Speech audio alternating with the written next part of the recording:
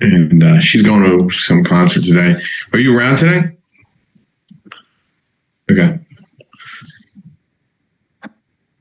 I might come into the city. I'm not sure. It looks like we got the rooftop deck spot at Second and Chestnut for the Monday night event and Saturday event. We just got to get the logistics and the fob, but probably starting in August. So, we got to talk about the office. Do we keep it as an office or do we just do desks? I mean, do we need the office or do we just need the desks? You know what I mean? Carmen moved out next door too.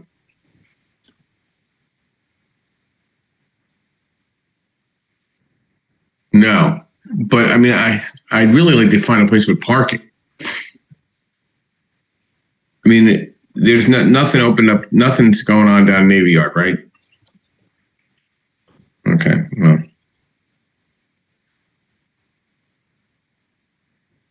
yeah, yeah. I got to look into it. I just got to see, now that we don't need it for the events, supposedly, you know what I mean? Okay, I just got to think it through. But again, I'm opening a title company, so I probably would need the office. You know what I'm saying? Not just a desk.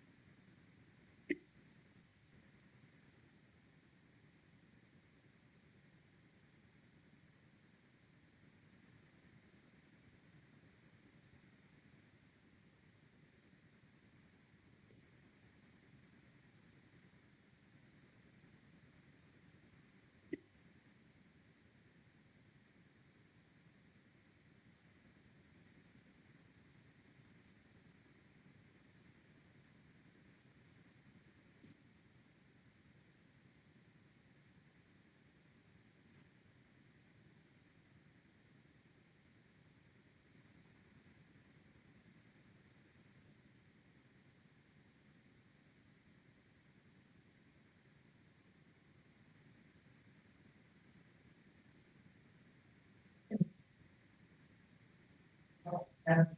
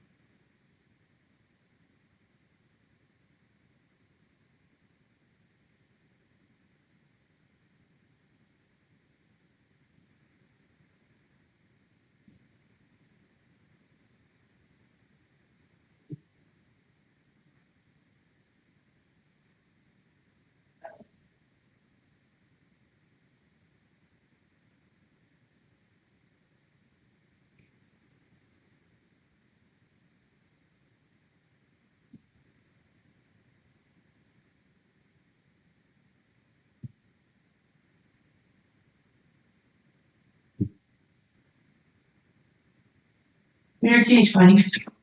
Where's your keys? Okay.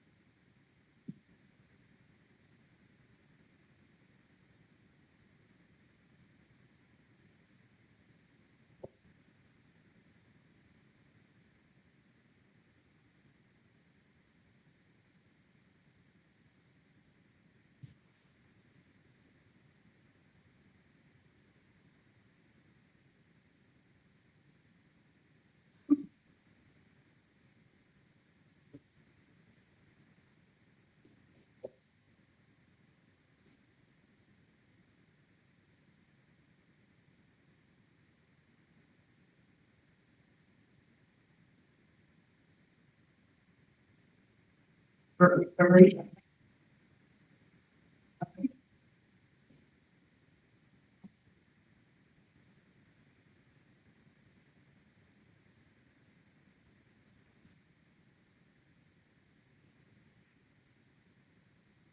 Everybody.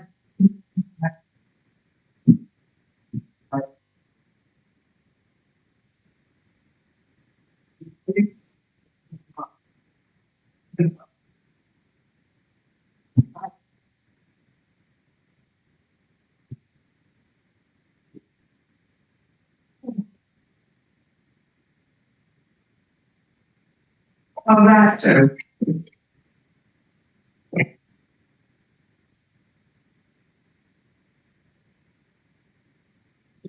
They're eventually for our position.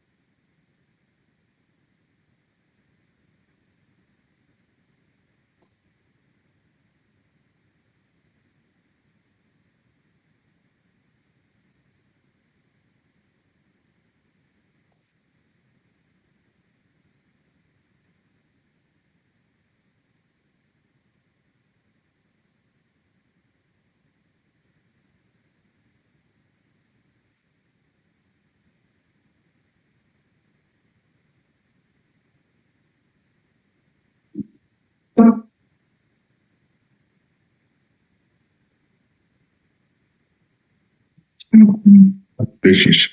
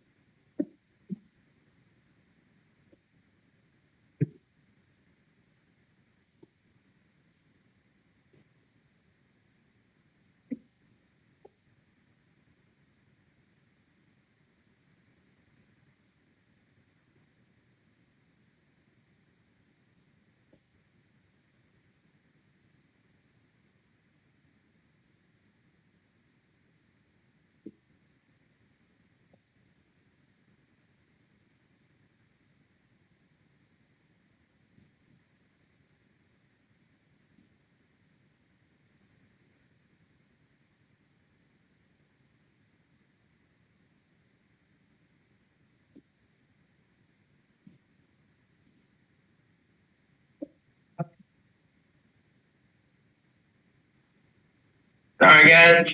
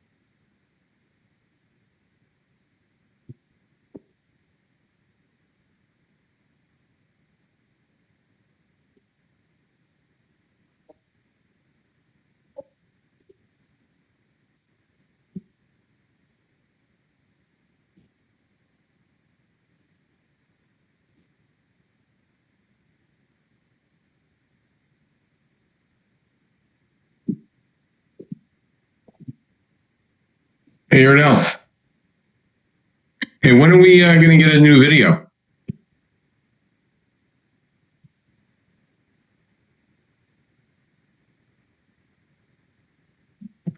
Hmm.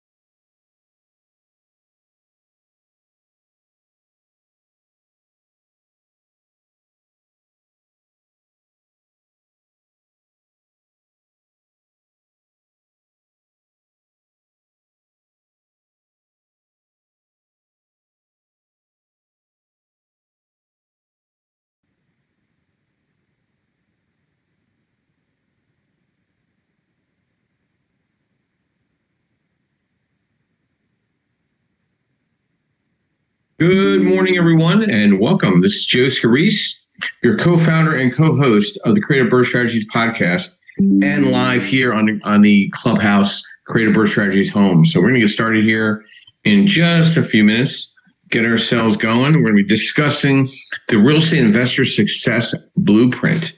So I'm going to start inviting some peeps in, get rocking and rolling. But in the interim, we will obviously recognize our sponsors that have been supporting us right from the very beginning.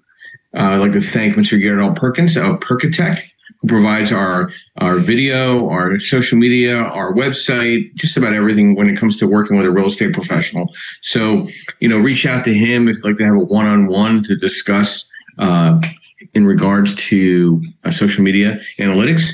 I'd like to thank Lendmark Capital, where I'm a senior loan analyst, providing asset-based lending nationwide for real estate investors and professionals throughout the country.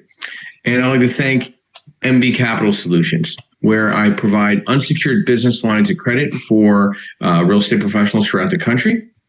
And I'm a referral partner there for the past decade, so I'm pretty excited about that relationship. And I'd like to thank Realty 411 with Linda Pelagas, who provides national events and national updates and recognition to real estate professionals throughout the country. And then finally, I'd like to thank TCS Property Management, where I hold my real estate licenses in New Jersey and PA, providing property management services throughout the country. And pretty crazy busy week. A lot of traveling this past week. I was in Pittsburgh. I was in New York, meeting with different types of real estate investors and professionals. A lot of excitement out in Pittsburgh, a lot of intensity, I would say. Pittsburgh's a great market. York and Harrisburg are a great market too. I was in there for a day or so. And, the biggest concern right now is what I'm seeing with clients. And before we get into, updates to the market, a lot of concern about what rates are going to look like. There's some interesting things going on at the Treasury as of last night. So I wouldn't be surprised if there's some shape shifting in the Treasury. They didn't make any moves on the interest rates. Rates are kind of stagnant right now in the commercial space based on the 5-year Treasury. They haven't moved much. Bridge money has stayed very inexpensive. But I do have a concern with, why the Fed has decided not to make any moves. Is it a fight between the Trump administration and Powell? I mean, Powell's kind of on his way out, at the end of this year. I mean, Trump has made it pretty evident that they're going to take back the Treasury in some form of or some way. And the inflation rate rose a little bit. And, and the Fed hasn't really done much, and then personal income decreased a little bit in May. Spending decreased out as well. But the Treasury yields are pretty weird right now based on the market. And with AI kind of taking over a little bit of the market more and more on Wall Street, how necessary is the Fed when it comes to decision making on the rates? Felix, did you want to add something before I continue? Felix? I think Felix, there you go. Oh. Okay. Oh, you just unmiked. Okay. I'll get back to you in a minute, real quick on that. Hang on 1 second. All right. So, I do have some concerns where it's all going with the rates, but for the time being, rates are hovering right now commercially for single family through 4 family, somewhere in the high 6s to low 7. So you're right around the industry standard. Multifamily 30-year money on the DSCR is probably in the 7s or low 8s. If you can obviously qualify for more of a Freddie or Fannie loan, you're probably in the 6s, but then you're looking at 5, 7, or 10-1 ARM options. There is a 10-year interest only out there in the 30-year for multifamily. Not seeing a lot of people taking it, but might be some savoring grace on riding out this market over the next 3 to 5 years. Bridge money has gotten very aggressive. We're looking at bridge money starting at like 8.99. That's new construction. That's fixed to rent. That's fixed to flip. So very interesting to see where the type of inquiry that's been coming in this week, especially a lot of fixed to rent. I've submitted probably a dozen. A lot of inquiries on straight on DSCR purchases. People are just buying turnkey. They don't want to get dirty. They want to get involved with the whole minutia. They want to buy something. They want to look at their cash on cash return. They want to look at their DSCR. Credit still has been very good this week. I mean, average credit score has been around 730, 740 for the average client. So the client hasn't changed in the sense of credit wise that are making large inquiries. Multifamily, large multifamily is having a little struggle still. I'm seeing. I've put some articles and some polls out. I'm going to be putting about 6 different polls out this week based on how to approach the rest of the year in multifamily, single family, new construction, rehab. It's going to be a bunch of articles posted over the next 5 to 6 days. Take a look for a lot of those as well. Some additional insight here. Deep inside U.S. economy, more sticker prices start going up due to tariffs. I don't know if that's media or that's true. I mean, I don't see any difference in cost. I think everything's still very expensive. I haven't seen an inventory issue, especially in material. They're claiming it's heading down, but I don't see that happening right now. Bankruptcy filings are starting to pick up a little bit. I'd be a little more concerned about that. U.S. home buying drops to the lowest level since the 90s. see here, rent control. I hope that never happens, but rent control may offer some short-term relief, but carries long-term costs. I saw that article post up a little bit. Just trying to see if anything else kind of catches my eye before we get into the discussion at hand. More homes, more discounts. Nationwide housing inventory is ticking upward. So it's not just one area or one or the other. So that's pretty much it for the time being. In our discussion today, the Real Estate Investor Success Blueprint, I'm going to go over what I feel from an investor perspective first, and then I might give some insight to the agent as well. I've put together a comprehensive blueprint designed for today's market conditions, especially mid-2025, focusing on building a scalable, resilient, and profitable real estate investment business. You got to define your investment strategy, choose your core model, picking your market, and know your why. Mastering financial and market fundamentals like knowing your numbers, ROI, cash on cash, cap rate, debt service coverage ratio. You need to know these acronyms. You need to have software to complement that. We do extend that to everybody part of the Creative Birth Strategy podcast. If you need those tools, we'll provide them to you. You need to better understand private money, hard money, DSCR loans, bank financing, bridge lending. Stay market aware of watch trends, demographic shifts, policy changes and inventory levels. I know something's happening with the Treasury this week. I mean, there's some things moving around there, so just keep an eye on that. Building the right team, too. Key players to recruit: realtors, investors, friendly agents, contractors, general contractors, lenders, property managers, a CPA, REO, and a good attorney. I just referred a good bookkeeper to somebody that needed a bookkeeper based on a blog I put up, and they say, hey, do you know a good bookkeeper? And I made some introductions. Securing off-market deal flow. That's the type of events I'm going to. I'm not going to those standard RIA events. I'm going to these investor off-market deal-making events. A lot of off-market deal discussion, analyzing consistently, setting up lead gen strategies, having funding ready, and executing operational excellence, renovating with speed and budget control. So you really need to understand your budget and your construction budget and your draw schedule. I do offer templates to help you move that along. Tenant with precision. So you got to be better with tenant identification if you're going to self-manage, and managing cash flow. Scaling intelligently, using leverage responsible, recycling capital, cash out refis, raising some private capital, unsecured business lines, or even we talked about something yesterday on a webinar I was on joint venturing. In the asset-based lending, but most people don't realize you only need one personal guarantor at 51%. If somebody doesn't have the credit at 49 but has the money, we could leverage that in the asset-based lending. We just need somebody with a credit score. But if somebody has credit that's a little questionable, but it still brings the money, that's still a potential joint venture. And diversifying your income streams and automating a lot and outsourcing a lot of your work, right? Like I have a third-party Google team that just works on all my Google work and my social media.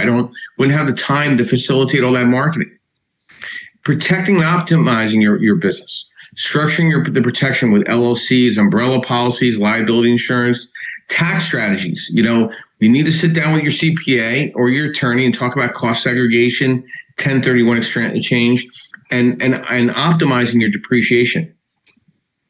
Stay educated and network, attending meetups, masterminds, REO expos, following up on great podcasts and YouTube channels. I mean, listen, I appreciate everybody that tunes in here. Love the insight and input, and invest into maybe coaching. A little coaching doesn't hurt nobody. Mentorship. I'm coaching on a weekly basis. I feel like it's important. And branding yourself as an investor, building that personal brand. What's your social media platform look like right now? Okay, growing your investor list, creating your own meetup, creating authority, hosting events, speaking at REI groups, or launching a podcast. Reinvest and refine. Reinvest profits strategically. Keep more portions in reserves. Reinvest into new deals and funding your brand. Reviewing and optimizing your business model quarterly. And tracking your deal flow and your REI per deal, operating margin, and equity growth. These are things you need these are the blueprint for success. These are the tracks you need to lay. Amy, good morning and welcome. Brief overview, who you are, what you do, and thoughts to the Real Estate Investor Success Blueprint. Hi, Joe. Good morning, everyone. I am Amy Palvido. I longtime real estate investor. I've been investing in real estate since 2008. I've been in the construction and real estate industry since 2003. Currently, I am a real estate technology startup founder, and I also am the chairwoman of the U.S. PropTech Council, which is the trade association for the real estate technology industry in the United States. Talking about success blueprints, I will say, there's always the tried and true. This is how you do. I mean, you have to, buy low, make sure you're adding value, and understand your exit strategy. Those are always kind of very good. That's a very easy blueprint to follow, right? But the hard part is about you gotta take advantage of what's happening around you and keep up with what's happening around you. So understanding, this one big beautiful bill has a lot of implications for real estate investors in it. So you need to make sure that you're understanding that. I would love to make sure we still have bonus depreciation. And you need to know what that does for you as far as your real estate investment goes. There's a couple other things in that bill. If they do pass it, that'll be really advantageous, especially around like affordable housing. We're going to keep the 1031. That'll be great. I've used that as a strategy a couple of times, and 1031s are awesome sauce. So I'm a fan. Understanding your landscape, I guess, is my best. If I was going to add, to it, is you have to pay attention to this stuff because this isn't the world you live in. And if you're thinking you can do one playbook in one area and apply it to a property in another area, you can't. So you have to understand the landscape that you're working in. So that would be my input for today, or my half a nickel. Half a nickel, but I got some. So what do you think? What do you think's going on with the Treasury since they did nothing to impact anything for us as investors? Yeah, I think when Trump makes the announcement of who the next Treasury Secretary is, and he probably will do it soon, that they might do something. But I don't want to. The one job I do not want to have is that one. Yeah. I don't know what they're looking at, but they're economists, and Jerome Powell, for everybody gives him grief. I mean, it's like, this is the one job that if you do something they like, they love you. If you do something that they don't like, they hate you. And but you're just gonna have to, I don't know, trust that the man. I mean, he led us through a crazy time, and he was super transparent about what he was going to do, and why he felt like. But they've got one play in their playbook. It's either we increase the rate or we decrease the rate, and we have to look at certain things that we need to see. But it's. I don't know what I don't know what the absolute trigger is for them to lower the rate. I don't know what they're seeing, and maybe they don't want to kick something off that they'll have to go back and raise the rate. I would have to do that too.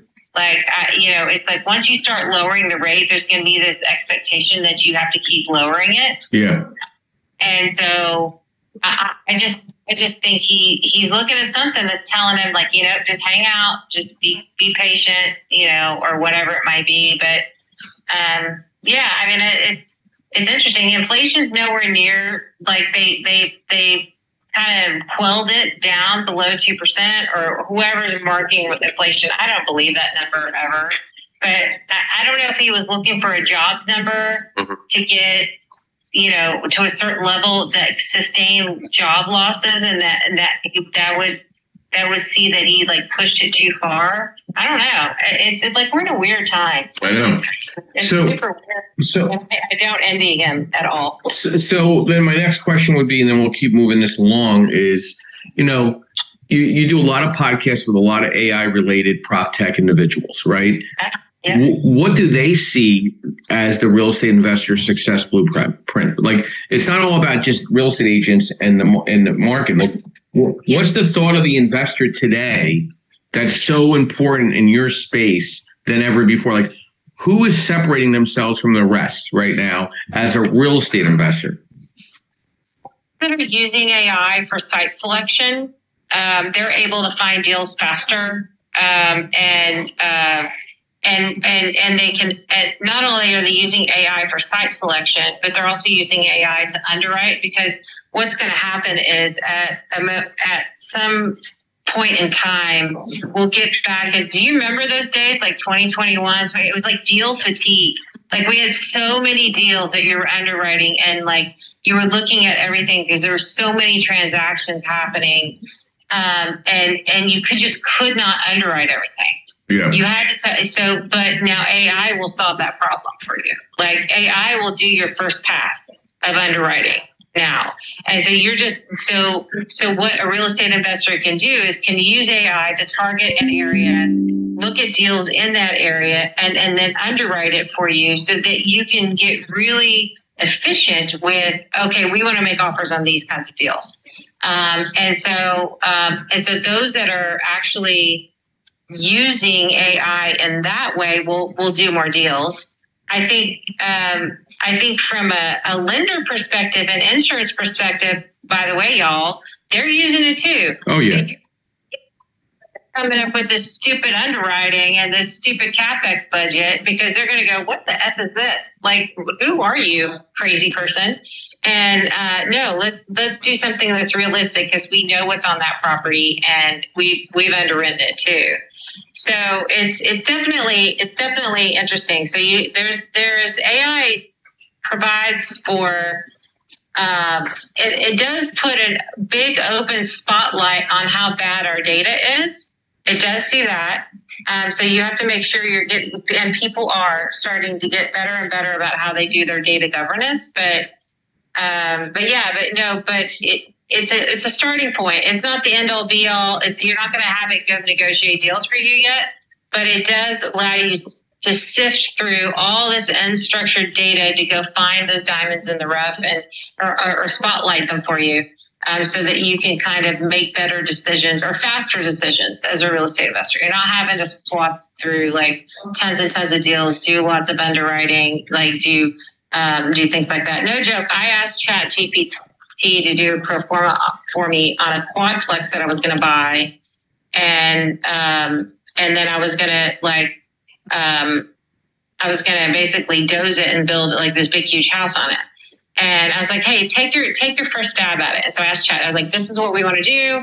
This is where we're at. And then it came up with, okay, it searched the web for like interest rates for the loan. It goes, you have to do this, you have to do that. You got to think about this. You're going to get this loan here and this loan there. And these are the interest rates, that it was pulling from the web. Now the interest rates are a little low. So I was like, that's not right. But it walked you through an initial pro forma of that deal. Yeah. So, okay. Well, that's a good starting point for me. So then I can and then I use Chat sometimes to think of things.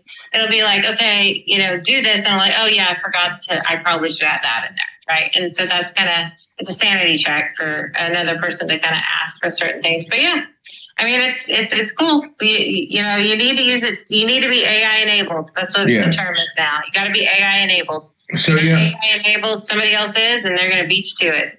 Yeah, no, you kind of hit it right on the head. So like I had somebody send me a deal in not too far away from where I live, and I ran some AI tools comparatively to the deal itself, and it came up, hey, did you ask about the septic? Did you ask about this? And I'm like, and then I go back to the guy and say, did your numbers include a new septic? He's like, no. And I'm like, well, this deal ain't going to work. You're going to be way off on the after repair value and buy-in. I said, you're probably about 30,000 over what I would buy it at. And then I had another young lady that I was on a webinar yesterday morning, and she had no construction experience, new construction experience. She had like one rental acquisition, and she gave me this whole write-up, and I did it on an AI set up and ran everything, and then ran the possibility of her failure and how most likely she'll be in foreclosure within X amount of time. And here's the thing. These are the reasons why she shouldn't do the new construction thing. She should just do a rehab. And it broke it all out. And she's like, well, you're trying to really downplay what I can do. I'm like, listen, these are the numbers. Like people fail because they try to take on too much. Oh, yeah. It's great for stress testing. Oh. Awesome. Oh, yeah. It's like that's one of the easiest things AI can do for you. I did it. Think Yeah. of all the things, and then it runs all the scenarios for you. Like it'll ask you, like, how much do you want to see the interest rate rise, or how much do you want to see the income, the expenses rise? And it'll run through all the scenarios for you and spit it out in like 5 seconds. Yep. Awesome. Yep. Yeah. No, that's great. Sophia put in the chat that she wanted me to explain site selection. So. Using AI for site selection. So you can use AI to kind of determine, so for developers, that's the kind of the term, but basically it's finding a property. So, but for developers, it's more of determining path of progress. So you can use AI to kind of predict where the next set of developments are going to go based off of certain criteria. You can ask it, and that's what developers think like 5 years out, 3 to 5 years out. That's kind of where we think. But you can also use it for like certain site selection for different real estate asset types have different criteria and different models. But you can just tell the AI what you're looking for, and it can go look for parcels of land or properties for you based off of the criteria that you're giving it. So that's kind of what AI is being doing, and that's what site selection is. So I did want to answer her question. No problem. It's all good. I can't always check the chat, so I appreciate that. So let's keep moving this along. Let's talk about the real estate agent success blueprint. I put some things together, and then we'll tie it in with Bob, Felix, and Van. Grow, dominate, and deliver results. Okay, so the agent blueprint here, you need to clarify your niche and value proposition. You need to specialize to stand out. First-time home buyer, real estate investors, luxury, relocations, short sales, probate, midterm rental investors. Craft a clear brand. Like, what problem do you solve better than anyone else? Or, I help out-of-state investors find cash flowing properties in X town or X city, okay, or X market. Build a scalable foundation, realtors. Tech stack essentials, CRM, marketing, transaction management, AI, automation, like what Amy and I were talking about, routine systems like daily lead gen, weekly content posting, monthly market updates, and master lead generation, inbound and outbound. Inbound, YouTube videos on market updates, buyer tips, investor walkthroughs, SEO blog content, Google My Business, local events. Outbound, circling prospecting, FSBOs, expireds, investor outreach, direct mail, networking, cold calls, follow-ups, database mining, past clients, referrals, birthday calls, equity updates. Nurture and convert like a pro. Speed to lead. Respond quick. Use multiple channel drips, email, text, call, DMs, including video in every step when possible. Scripts and dialogues. Practice objection handling, weekly personalized investor conversations on cash flow projections. Become a local market expert, knowing your stats, cold, median price, days on the market, absorption rate, rents, DSCR rates, know local laws and nuances. When's the last time you got to a zoning meeting in your market? Landlord-tenant laws, zoning rules, STR regulations, no off-market opportunities. How many wholesalers are you working with in your market? Build a pocket listing network with wholesalers and investors. Leveraging social media and content marketing. Weekly content plan, reels on tips and stats, listing tours or investment breakdowns, testimonials and client wins. Listen, I have offered multiple times to everybody in this room to have a one-on-one podcast to brand your business and push it out there for you. Position yourself as the educator. Repurpose everything. Turn one blog into 5 posts, one video into 10 clips. Work smarter with investors, understanding investment math, ROI, DSCR, cap rates, cash-on-cash return, equity growth. Provide underwritten deals, like what Amy and I just talked about. Building long-term repeat clients. Treat your business like a true business. Time block daily. Track your KPIs. Delegate and outsource. Networking and collaborating. You got to go to your chamber groups. You got to go to your meetups. You got to go to your REI groups. Partner with lenders, insurance agents, attorneys, and CPAs. Host your own workshops or webinars. Evolve, learn, and scale. Invest in coaching or mastermind, taking courses on negotiation and marketing and tax strategy, growing a team of refer-based empire. Most of the people I work with, I expect referrals back when I'm referring them people. Okay, it's not a one-trick pony in my world. Mindset and resilience, daily routines, bounce back fast, celebrate small wins. Okay, the daily routine is so key. Doing something consistently, like example, I go to the gym every day. Every single day I do an hour of something. That gets my whole mind in balance to everything else I need to do for the day. So after this podcast, I'm going right to the gym. It's part of my routine. Then the rest of the day is going to be very clear. Bob, good morning and welcome. Brief overview, who you are, what you do, and thoughts to the Real Estate Investor Success Blueprint. Hey, Joe. This is Bob Chesek, President of Chespin Corporation. I help people set up LLCs and corporations. I'm not here to give any legal advice. I just want to reiterate, first of all, what you were saying earlier about making sure that you have your infrastructure in place, such as if you're going to do LLCs, if you're going to have insurance, all those things, the infrastructure needs to be laid out before you go to the table to make your deal. Far too many times I get phone calls from people saying, hey, I bought this property in my name and I want to flip it to an LLC, only to find out that, and then they find out that because of the deal they made with the lender or some other factor, they can set up the LLC. That's correct. They set up the LLC and then they can't move, they can't transfer the property for one reason or another. And of course, they want their money back. Well, that's not how this works. So make sure that the biggest and most important thing when it comes to the success, to being successful in it, is basically line up all the ducks. And if one is meowing instead of quacking, double check it. So put everything together and then walk to the table ready to go. Yes, it costs money. Yes, it takes time. But if you're scrambling at the last minute or you're trying to hack it, you might be successful, but if you have to make changes down the road, it's going to be a lot more painful to attempt to do it. So that's always my key advice was get the infrastructure in place first. And that's probably part of my civil engineering background, talking there too. Now, the other thing we're talking about, and Amy is the guru of AI stuff on here, no doubt about that. But one thing I always caution with it, it's an excellent tool to use, and I'm sure Amy will agree with me on this, but you cannot over-rely on it. You still have to put in the work at the end of the day to make sense of what the AI generates for you. As they used to say with Google and the internet back in the early days, or was it Alta Vista and Yahoo back then? I don't even know. It was just because it's on the internet doesn't mean it's true. Garbage in and garbage out. Anything true with the computer. So always when you're using these tools, you need to take a moment to look over and make sure that A, you understand what's being generated in front of you, and B, that it makes sense for what you're trying to do. Yes, it can be used to double check your work, to find potential problems, pitfalls, and all that. But at the end of the day, it's going to be you signing that deal.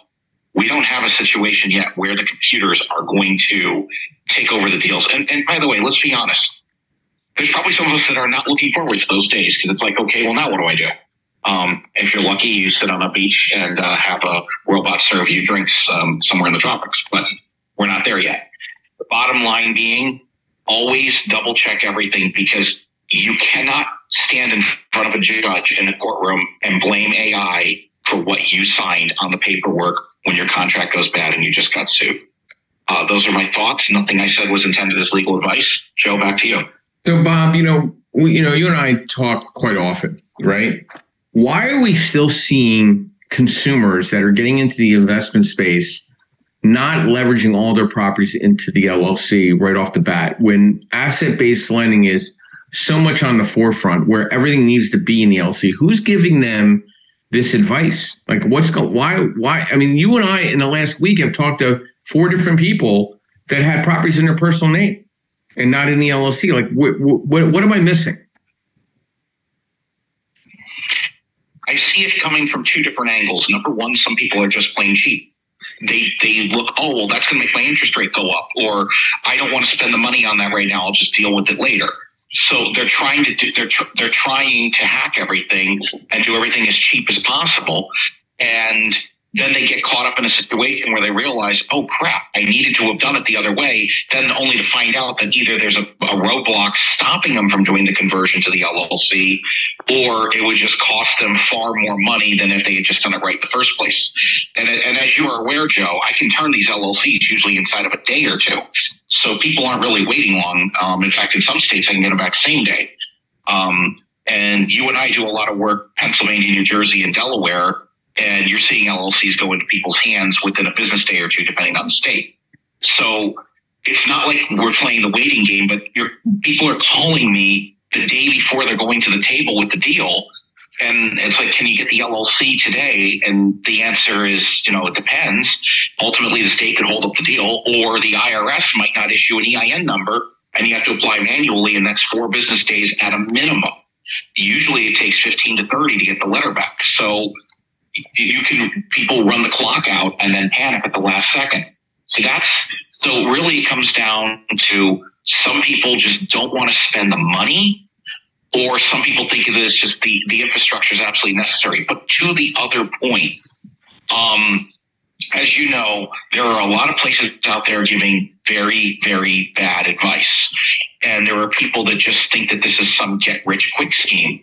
And there are, unfortunately, people, there's not going to be names, Ben Finger Group, but there's people, you see them on TV, you hear them on the radio, you hear it everywhere, and online. It's not a get-rich-quick scheme. You have to put in the money. You have to put in the investment. Anyone who tells you that you can make money without having to spend any money is lying somewhere. Somewhere down the line, maybe you're not putting anything up front, but at some point, someone's going to be knocking on the door saying, hey, where's my money?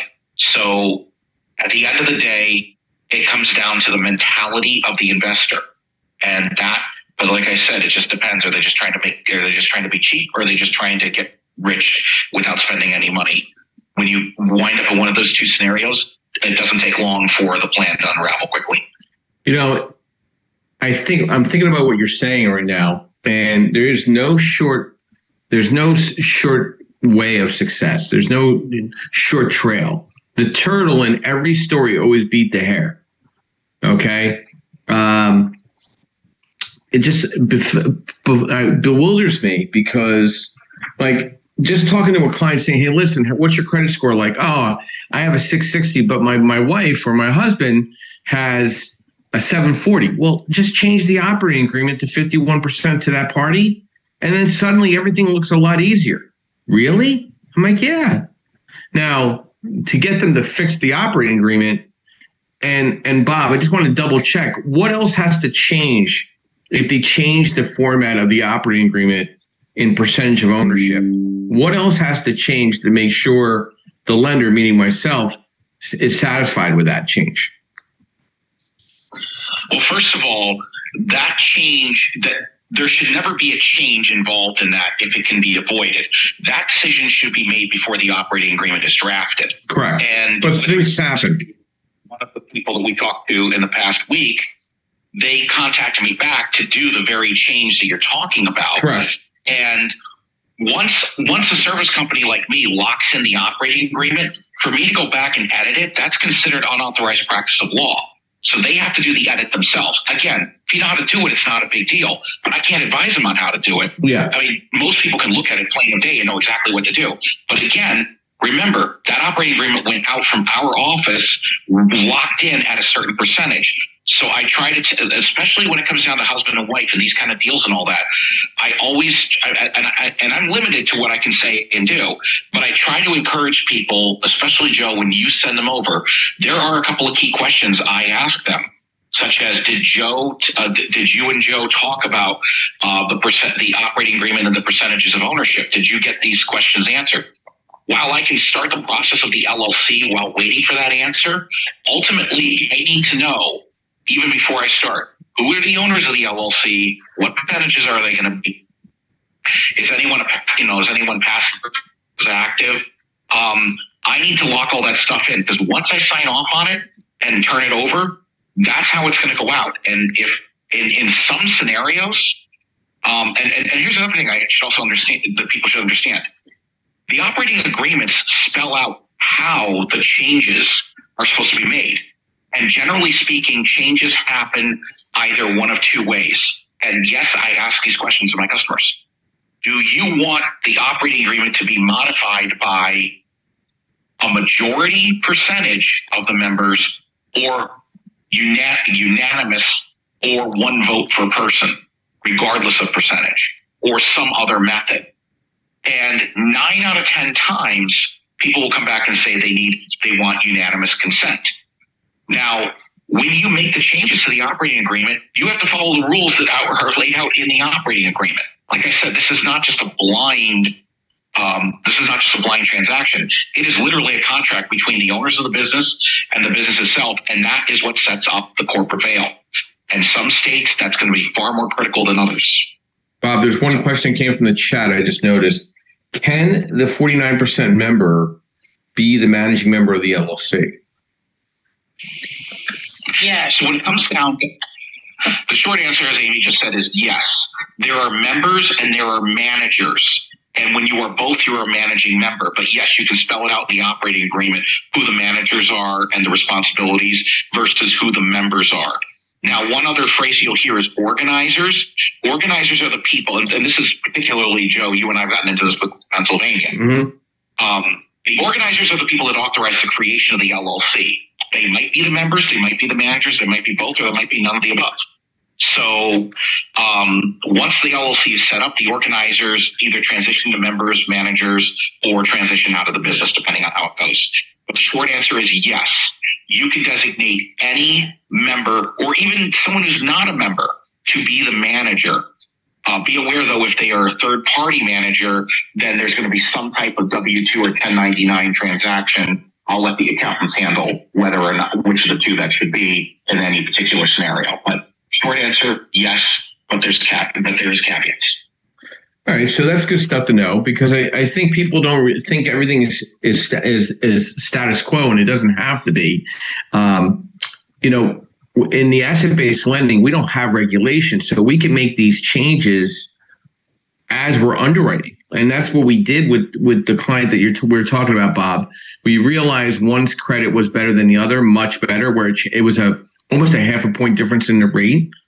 So it made a lot of sense long-term for them buying these properties from a debt service perspective.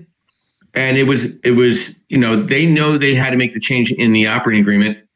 It doesn't change a lot of things other than I could use the one credit for that DSCR, where a regulated bank or even a hard money lender couldn't even consider that change. And that's where asset-based lending, I think, is going to go really quick, really fast in being the most dominant part of the industry of lending out there. I mean, that's personally what I think. Listen, I'm in the industry, that I'm a little biased, but I see how fast our industry is changing right now in a good way. So, Bob, thank you for your insight this morning. Data is absolutely essential. You're welcome. Essential to the real estate industry, and this ties into the blueprint. Okay, not just for like real estate agents or investors, but everyday real estate professionals. Data has become the most strategic advantage. I am a data junkie. So, in part of your blueprint, whether you're an agent or a real estate investor, you make better decision making thoughts behind data-driven decisions. They reduce risk, understanding market analysis, the CMAs of the world, the investor underwriting, what Amy talked about, builders, understanding the absorption rates and days on the market, understanding market forecasting and trends. Anybody evaluate the MLS in the past week and see what days in the market are in your market? Valuation accuracy. After repair value is everything in the investor world when it comes to BRRRR. Everything. Investor and lender confidence. Like, how confident is your lender with you with your project, right? Are they concerned about the renovation costs? Is it too much? Is it too little? Is it really going to justify the completion of your project? And then what's the location analysis of your property? Is it near a lot of heavy industrial? Is it rural? Is it near board ups? Is it the whole block board up except yours? We need to know these things, right? And who do you need to target? Operational efficiency, tracking the performance of all your projects, reevaluating your cash flow on your properties, whether for yourself or for your clients. Felix, good morning and welcome. Brief overview who you are, what you do, and thoughts to a discussion, the Real Estate Investor Success Blueprint. Grand Rising, Joe. Grand Rising. Grand Rising. Felix Buchanan, Senior, Buchanan Biz Enterprises, the JLix Group. I'm a team leader of now a Keller Williams team, First Exit. Input that I have, of course, piggybacking pretty much everything that everyone said previously. You got to build your team. You got to have your CPAs, your contractors, your accountants, your attorneys. You got to know already when you're purchasing properties how you're going to obtain your funding, whether it's going to be hard money, whether it's going to be business funding. What is your exit strategy? Knowing that whether you're going to buy, rehab, and hold, buy, rehab, and flip, knowing that if you do flip, you can do that you're going to have capital gains, do your 1031 exchanges, just have a plan for what it is that you're doing, what direction you're going in, why. Understanding, this is the amount of money that you want to make in this amount of time. These are the properties that'll get it. Make sure you do your due diligence ahead of time before you buy the property, because you don't win after. You win when you first purchase it, because then what you're doing is you're always chasing your tail, attempting to figure out how you can cut different things from the budget that you already created to make up for the mistake that you made in the beginning. Definitely have your CRM systems to do your follow-ups, present whatever it is that you're presenting from whatever investment standpoint that you are, whatever your niche is. Definitely need a CRM system. Use AI, learn AI, go to classes. I'm in multiple groups. I learn something new every single week,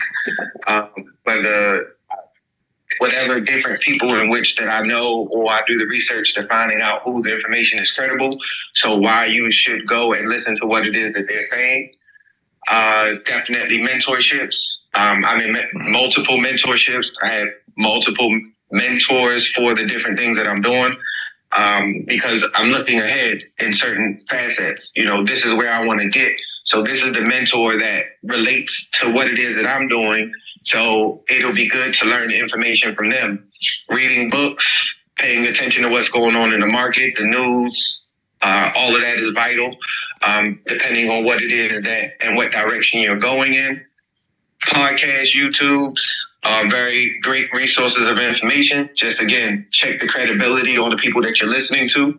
Make sure that you're not following someone they're not doing things in the right direction, that it would be the normal way of doing things, because then if you learn to do things wrong and then you come to the right person, it's going to seem like they're challenging you when they're looking to tell you exactly what you need to do. So that's my knowledge and wisdom for the morning. Felix, you're the only man that I've known over the last 20 years that it's getting younger looking. I appreciate that. So, I got a question for you before we go to Van, because I think this is important. You traveled all the way up from Baltimore to Philly to my underwriting white label marketing course. Mm-hmm. Other than understanding that you need to control the client relationship and building a brand equity in a very fragmented space and accelerating growth without building a back office kind of thing, and educating niche borrowers more effectively and differentiating yourself in a competitive market, why is white label marketing so important to you in non-QM lending in this space right now, as part of the blueprint? That's super important, because knowing the numbers not only helps in two ways. It helps you guide your client to know whether or not what are the best scenarios for your client. So, and then it helps the lender in which that you're working with on the white labeling side, because now they don't have to go fishing for information. They don't have to worry about, especially if you put your package together correctly, they know that you've provided them all the information for them to make the best decision. And like you said, everything is quickly. Do it now. to kind of piggyback off of the AI and still stick with answering the question, I'm learning how to have AI not only do the text messaging and the email, the AI bots will be calling you. So I don't have to call you and I don't have to have a VA do it. I have it set up. I'm in a mentorship where the bot will make the call and get all the necessary information. So now I get to cut out time. And if I'm not available at that time, the bot's always available, even when I'm sleeping, to answer and do everything. So that level of automation, to go back into the question of why it's important, because it gets things done right now fast. Speed to lead. So it allows that my client, they know that they're getting the best level of efficiency from me. And then you, as being the lender, you know that when I present the file, we're able to make a quick decision. So now we can move forward with this property right now. Excellent. You hit it right on the head, Felix, and thank you as always. I've known Felix a long time, man. And I would really appreciate his presence. And he's now collaborating with some Sub2 and Owners Club members in hopefully co-hosting an event down in the Baltimore corridor. So I look forward to getting down there in July and August to kind of network in that Baltimore market and that Beltway area. So I look forward to that. So Van, good morning. You got a lot of things going on here that you got to listen into on the Real Estate Investor Success Blueprint, and you are a mentor and leader for a group called Jumpstart Newark. So it kind of ties into our discussion today. Brief overview who you are, what you do, and thoughts to the discussion this morning. Yeah, sure. Good morning, everyone. My name is Van Robinson, and I am an investor. Typically, I've invested in and still invest in 1 to 4 family space, whether that be rehabs and new construction, ground up build. Joe, I really signed on, man, just to hear you, and stuff. And, so I am the executive director of Jumpstart Newark, which is a training program. We train ordinary people how to obtain property, invest, and reduce blight, in the area,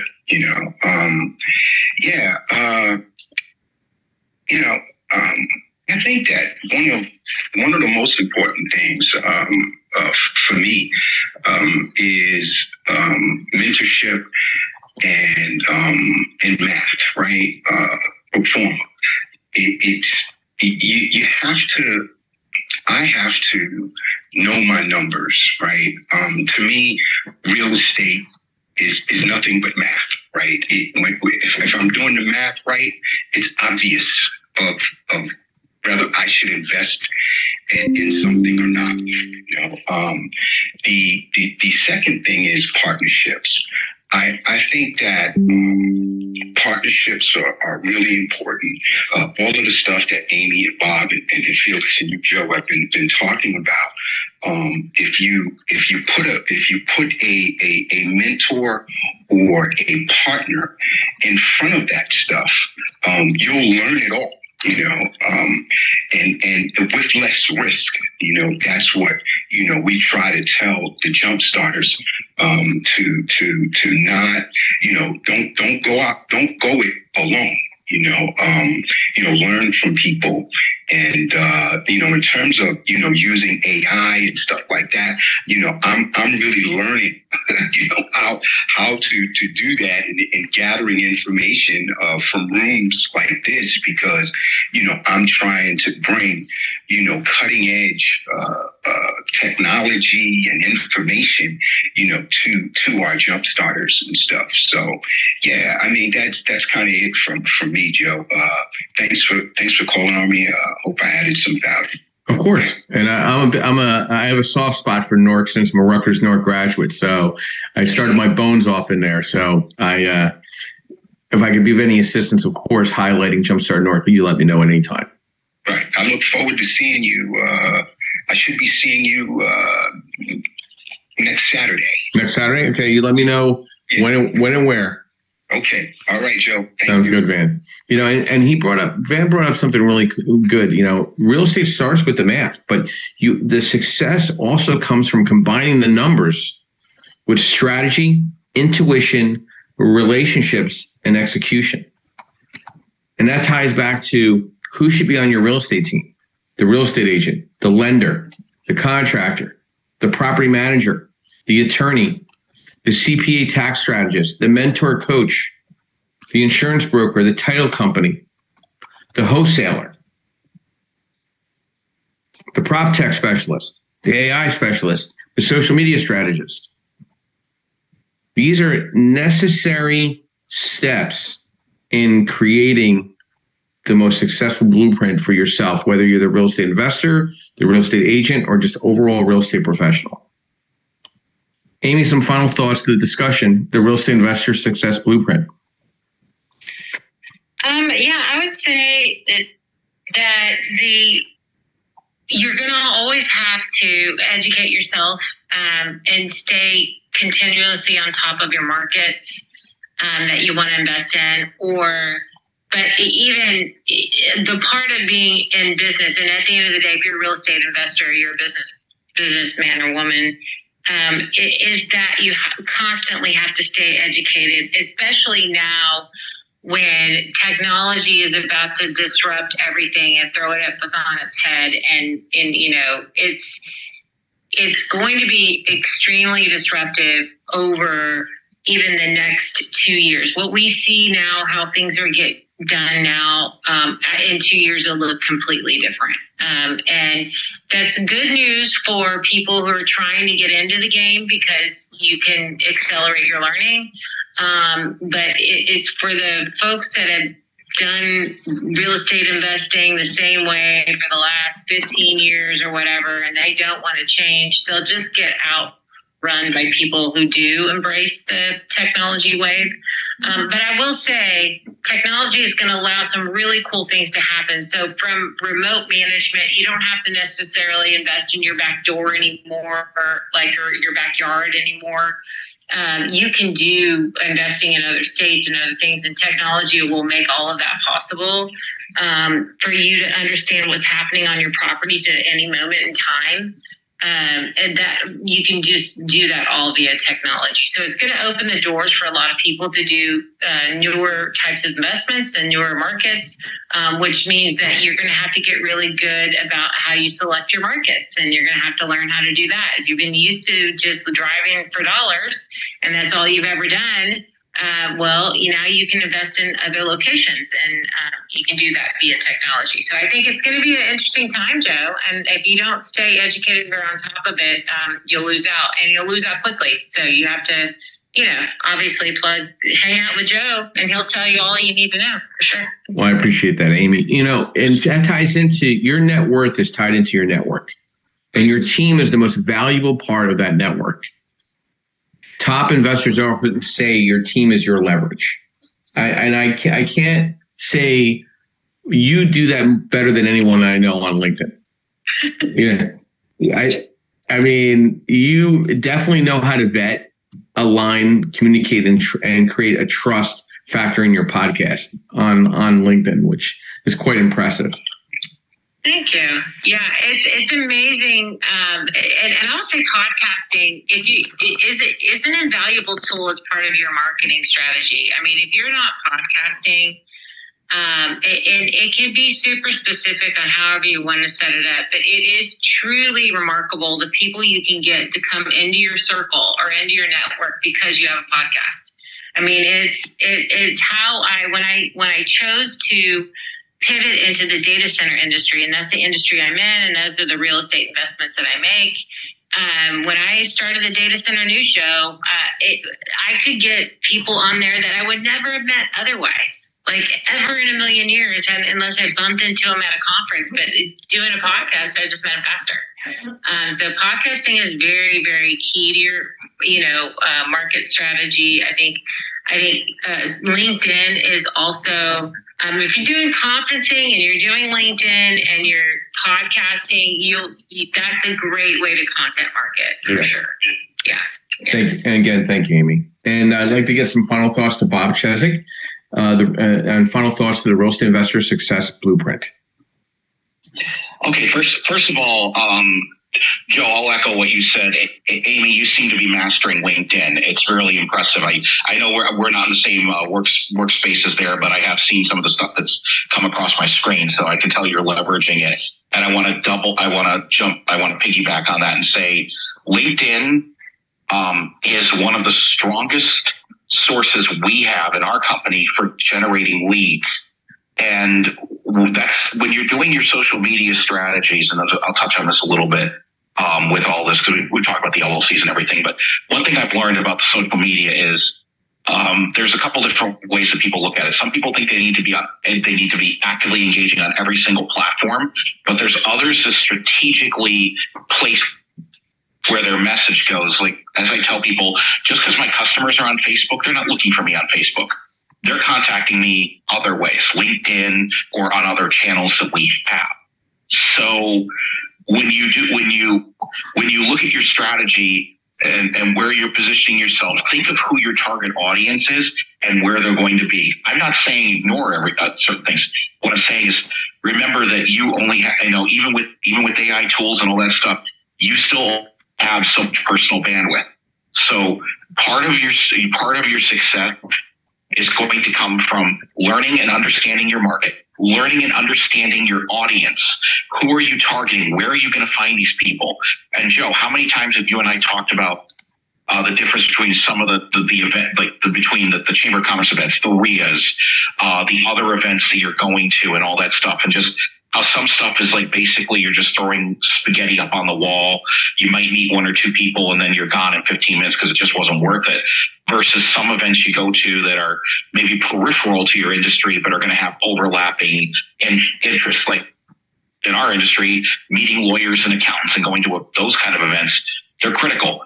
Teaching at your events where I'm teaching people the proper way to manage their LLCs and things like that. Those are far better for me than going to just some random Chamber of Commerce event in, 3 counties away. So strategize, and learn your market and learn your audience. Joe, back to you. Thanks, Bob, as always. And look forward to having you in future events coming up in the next couple of months. My last thoughts are market knowledge, relationships, vision and value add, and understanding your risk is key to the success blueprint. I want to thank our sponsors, as always, Mr. Yardall Perkins of Perkatech, our social media strategist. I'd like to thank MB Capital Solutions that provides unsecured business lines of credit for real estate investors and professionals. I'd like to thank Realty 411 with Linda Pelagas, national publication, national events provided throughout the country. I'd like to thank Lenmar Capital, where I'm senior loan analyst, providing asset-based lending, DSCR, burst strategy, fixed to rent, fixed to flip, new construction, multifamily, mixed use, general construction lines of credit. And then TCS Property Management, where I hold my real estate licenses in New Jersey and PA. And I think this discussion went a couple great different directions to kind of really blueprint the investor and the agent and the investor agent, or the investor friendly agent. Okay. And that's, we're the only clubhouse room that provides true white label marketing with a direct lending source. We offer worksheets, underwriting tools. We'll offer complimentary podcasting interviews with anybody that's interested. And if there's interest, please email me and find out what that looks like.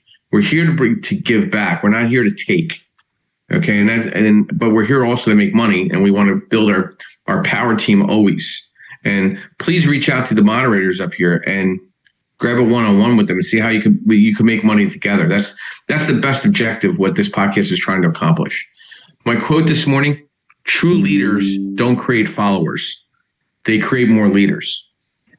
We're here every Sunday morning, 9 a.m. Eastern Standard Time. We'll see you next Sunday again for another great session of education, networking, and strategy. And this is Joe Screes, your co-founder and co-host of the Create Bird Strategy podcast and house here on Clubhouse. Everybody have a blessed Sunday morning, and I'll be ending the room in the next 30 seconds. And thank you.